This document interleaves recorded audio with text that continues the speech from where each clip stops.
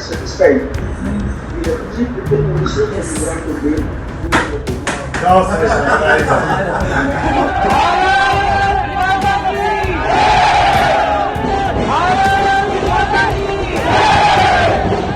दिल्ली शराब नीति से जुड़े सीबीआई केस में दिल्ली के मुख्यमंत्री अरविंद केजरीवाल को शुक्रवार सुप्रीम कोर्ट ने जमानत दे दी, जिसके बाद उनके वकील अभिषेक मनु सिंघवी ने साफ किया कि कुछ लोग गलत सूचना फैला रहे हैं कि अरविंद केजरीवाल जमानत पर बाहर रहने के दौरान किसी भी फाइल पर हस्ताक्षर नहीं कर सकते। उन्होंने ये साफ किया कि ऐसा नहीं है। अभिषेक मनु सिंघवी ने कहा, सुप्रीम कोर्ट ने धन शोधन निवारण अधिनियम मामले में 12 जुलाई को पारित पिछले आदेश में कोई बदलाव नहीं किया। अभिषेक मनु सिंघवी की ये प्रतिक्रिया सुप्रीम कोर्ट की ओर से दिल्ली शराब नीति केस में अरविंद केजरीवाल को बेल मिलने के कुछ घंटों बाद आई।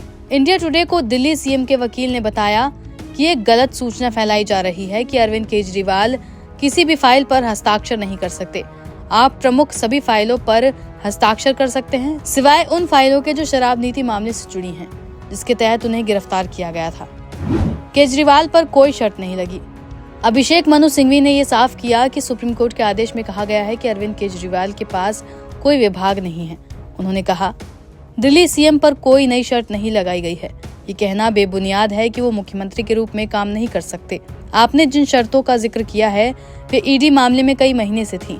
एक भी नई शर्त नहीं रखी गई। वो इस मामले में संबंधित फाइलों को छोड़कर सभी फाइलों से निपटाने और उन पर हस्ताक्षर करने के हकदार हैं।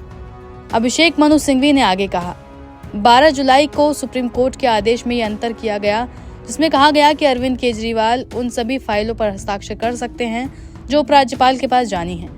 जो फाइलें अन्य लोगों के पास जानी हैं उन पर उनके मंत्री हस्ताक्षर करते हैं। ये कहना राजनीतिक है कि वो काम नहीं कर सकते। मैं बस इतना कहूंगा कि एक निर्वाचित मुख्यमंत्री को इस तरह के हथकंडे अपनाकर नहीं हटाया जाना चाहिए। सीएम के बाहर होने पर कोई राजनीतिक संकट नहीं। वरिष्ठ अधिवक्ता के मुताबिक चूंकि अरविंद केजरीवाल जेल से बाहर हैं, इसलिए दिल्ली में शासन संबंधी कोई संकट नहीं होगा। अब जब वो जेल से बाहर आ गए हैं, उनके मंत्री फाइलों पर हस्ताक्षर कर रहे हैं और वो उपराज्यपाल के लिए सभी फाइलों पर हस्ताक्षर कर सकते हैं। मुझे नहीं लगता कि शासन कोई मुद्दा है। एससी की बेंच ने कौन सी 2 शर्तें बरकरार रखी?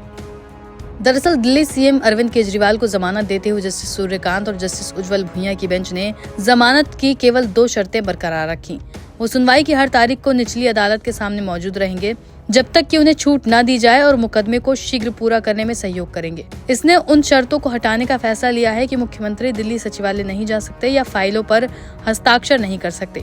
हालांकि इस मामले में राहत लागू नहीं की जा सकती, क्योंकि जस्टिस संजीव खन्ना की अगुवाई वाली बेंच ने पहले 10 मई और 12 जुलाई 2024 को कुछ खास शर्तें लगाई थी। इन शर्तों के तहत अरविंद केजरीवाल को मुख्यमंत्री कार्यालय और दिल्ली सचिवालय में जाने की अनुमति नहीं थी। वो आधिकारिक फाइलों पर तब तक हस्ताक्षर नहीं कर सकते थे जब तक कि दिल्ली के उपराज्यपाल की मंजूरी करने के लिए ऐसा जरूरी ना हो। वो शराब नीति से जुड़े मामले में अपनी भूमिका पर कोई टिप्पणी नहीं करेंगे।